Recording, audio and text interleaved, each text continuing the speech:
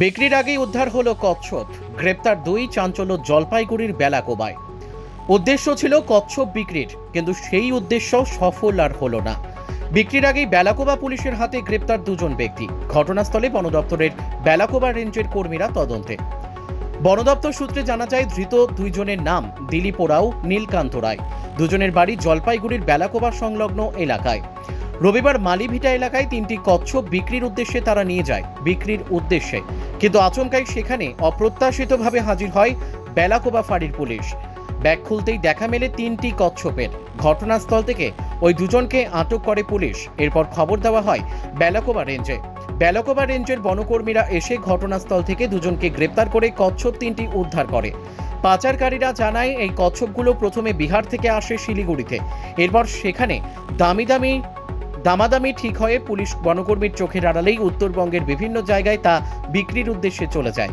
ঠিক এমনটাই হয়েছিল বেলাকোবায়। তবে বিক্রির উদ্দেশ্য সফল হয়নি তাদের। বৈকুণ্ঠপুর বন দপ্তরের ডিএফও এম রাজা জানান, 3টে কচ্ছপ সহ 2 জনকে গ্রেপ্তার করা হয়েছে। ঘটনার তদন্ত শুরু হয়েছে।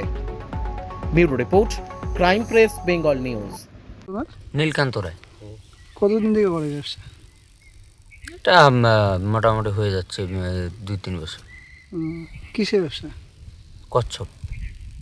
মানে কোথা থেকে নিয়ে আসো, কোথায় এটা সাপ্লাই? বিহার থেকে নিয়ে আসে। কোথায় কোথায় সাপ্লাই দাও? সাপ্লাই এই লোকালের মধ্যেই দিই। এইখানে কোথায় মানে দিতে আসছিলে? এখানে ওই মালিভিটা মেলার পার হয়ে তো কোথায় ধরা পড়লা, কোথায়? ওইখানেই ধরা পড়ছে। কতদিন থেকে করতেছে ব্যবসা? 2-2.5 বছর। কতগুলো মাল ছিল? এখানে মোটামুটি 35 কি 35 35.5 এরকম হবে। পুলিশ কি করলো? পুলিশ আমাদেরকে ধরলো। তোমার বাড়ি কোথায়? বাড়ি দেমদাপাড়া। তোমার আমার সকলেরই একটাই পছন্দ, মাদার্স চয়েস। ঘরে সুগন্ধি ভাত, প্রতিদিনের রান্নায় নিখুঁত স্বাদ, চাই উন্নত মানের চাল। তাহলে আর দেরি কেন? আজই যোগাযোগ করুন ধনরাজ অ্যাগ্রো ইন্ডাস্ট্রিজ প্রাইভেট লিমিটেডে। আমরা আনি আপনার টেবিলে খাঁটি ও মানসম্মত চাল মাদার্স চয়েস নামে। একবার ব্যবহার করুন, আর ফিরে তাকাতে হবে না।